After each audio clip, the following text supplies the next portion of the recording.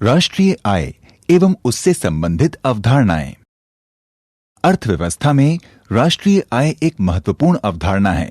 अर्थशास्त्र एवं अर्थव्यवस्था की व्यापक समझ के लिए राष्ट्रीय आय एवं इससे जुड़ी अवधारणाओं का स्पष्ट ज्ञान अति आवश्यक है।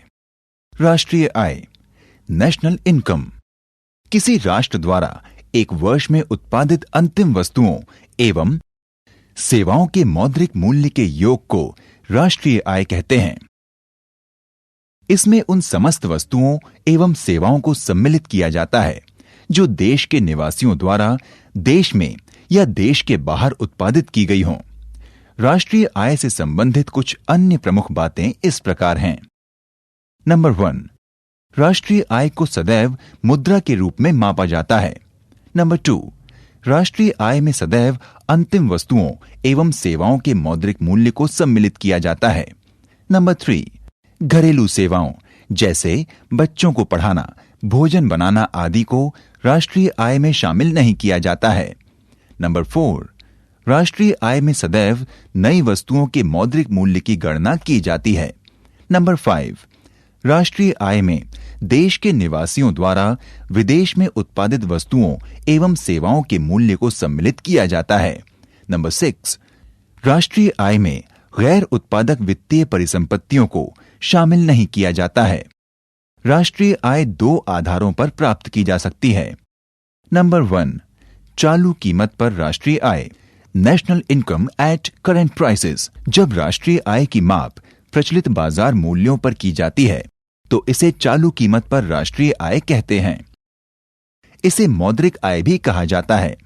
नंबर 2, स्थिर कीमतों पर राष्ट्रीय आय, national income at constant price.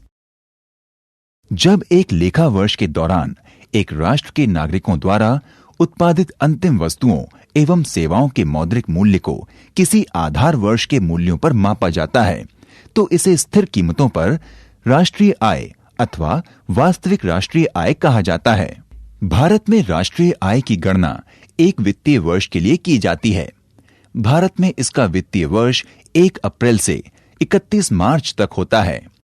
राष्ट्रीय आय का आकलन करने के लिए अर्थशास्त्र में 4 दृष्टिकोण सर्वाधिक प्रचलन में हैं, जो आधारिक रूप से एक दूसरे से भिन्न हैं।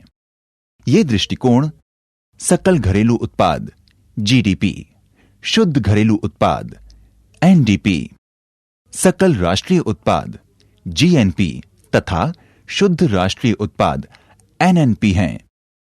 नंबर 1, सकल घरेलू उत्पाद, ग्रॉस डोमेस्टिक प्रोडक्ट जीडीपी। किसी अर्थव्यवस्था द्वारा एक वर्ष में उत्पादित सभी वस्तुओं एवं सेवाओं के अंतिम मौद्रिक मूल्य को सकल घरेलू उत्पाद कहते हैं। सकल घरेलू उत्पाद के अंतर्गत निवासी तथा अनिवासी द्वारा की गई सकल मूल्य वृद्धि को सम्मिलित किया जाता है। देश के नागरिकों द्वारा विदेशों में की गई मूल्य वृद्धि संबंधित देश के सकल घरेलू उत्पाद का भाग है। किसी भी देश की भौगोलिक सीमा के अंतर्गत किसी दी हुई समयावधि में उत्पादित वस्तुओं एवं सेवाओं के अंतिम मौद्रिक मूल्य को सकल घरेलू उत्पाद कहते हैं। सकल घरेलू उत्पाद में देश में विदेशी नागरिकों द्वारा उत्पादित वस्तुओं एवं सेवाओं को सम्मिलित किया जाता है, जबकि विदेशों में देश के नागरिकों द्वारा उत्पादित वस्तुएं एवं सेवाएं शामिल नहीं की जाती हैं। उदाहरण के लिए, जापान की ऑटोमोबाइल कंपनी होंडा भारत में 2 पहिया वाहनों के निर्माण का कार्य कर रही है, तो जापानी कंपनी द्वारा किया गया उत्पादन कार्य भारत के सकल घरेलू उत्पाद का हिस्सा होगा। इसी प्रकार अमेरिका में रह रहे अनिवासी भारतीयों द्वारा उत्पादित वस्तुएं एवं सेवाएं अमेरिका के सकल घरेलू उत्पाद जीडीपी का हिस्सा होंगी। जब देशवासियों द्वारा विदेशों में अर्जित आय तथा विदेशियों द्वारा देश में अर्जित आय एक दूसरे के बराबर हों तो जीडीपी तथा जीएनपी एक दूसरे के बराबर होंगे। उल्लेखनीय है कि सकल राष्ट्रीय उत्पाद जीएनपी सदैव केवल देशवासियों द्वारा उत्पादित अंतिम वस्तुओं एवं सेवाओं के मौद्रिक मूल्य का योग होता है, चाहे वह देश में हो अथवा विदेश में, जबकि सकल घरेलू उत्पाद जीडीपी देश की भौगोलिक सीमा के भीतर उत्पादित अंतिम वस्तुओं एवं सेवाओं का मौद्रिक योग होता है, जिसमें विदेशियों द्वारा किए गए उत्पादन को भी जोड़ा जाता है तथा देश के निवासियों द्वारा विदेशों में उत्पादित अंतिम वस्तुओं एवं सेवाओं का मौद्रिक मूल्य नहीं जोड़ा जाता। जीडीपी बराबर भौगोलिक सीमा के भीतर उत्पादित अंतिम वस्तुओं एवं सेवाओं का मौद्रिक मूल्य। नंबर 2, शुद्ध घरेलू उत्पाद नेट डोमेस्टिक प्रोडक्ट एनडीपी। शुद्ध घरेलू उत्पाद ज्ञात करने के लिए सकल घरेलू उत्पाद में से मूल्य ह्रास पूंजी ह्रास को घटाना पड़ता है। शुद्ध घरेलू उत्पाद एनडीपी बराबर सकल घरेलू उत्पाद जीडीपी माइनस मूल्य ह्रास डेप्रिसिएशन। नंबर 3, सकल राष्ट्रीय उत्पाद ग्रॉस नेशनल प्रोडक्ट जीएनपी। राष्ट्रीय उत्पाद अथवा सकल राष्ट्रीय उत्पाद की अवधारणा सकल घरेलू उत्पाद की अवधारणा से अधिक व्यापक है। इसका मापन सकल घरेलू उत्पाद में विशुद्ध विदेशी साधन आय जोड़कर किया जाता है। सकल राष्ट्रीय उत्पाद से तात्पर्य देश के नागरिकों द्वारा घरेलू सीमा के भीतर या विदेशों में उत्पादित अंतिम वस्तुओं एवं सेवाओं के मौद्रिक मूल्यों के योग से है।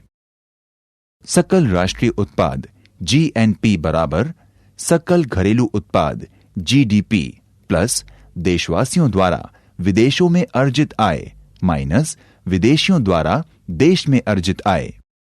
नंबर 4, शुद्ध राष्ट्रीय उत्पाद नेट नेशनल प्रोडक्ट एनएनपी। सकल राष्ट्रीय उत्पाद में से मूल्य ह्रास डेप्रिसिएशन को घटाने पर शुद्ध राष्ट्रीय उत्पाद प्राप्त होता है। शुद्ध राष्ट्रीय उत्पाद एनएनपी बराबर सकल राष्ट्रीय उत्पाद एनडीपी माइनस मूल्य ह्रास डेप्रिसिएशन।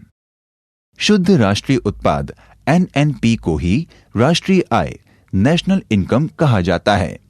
शुद्ध राष्ट्रीय उत्पाद में उस देश की जनसंख्या से भाग देने पर प्रति व्यक्ति आय पर कैपिटा इनकम प्राप्त होता है। प्रति व्यक्ति आय बराबर शुद्ध राष्ट्रीय उत्पाद बटा जनसंख्या। वैयक्तिक आय पर्सनल इनकम। वैयक्तिक आय वह आय है जो देशवासियों को वास्तव में प्राप्त होती है।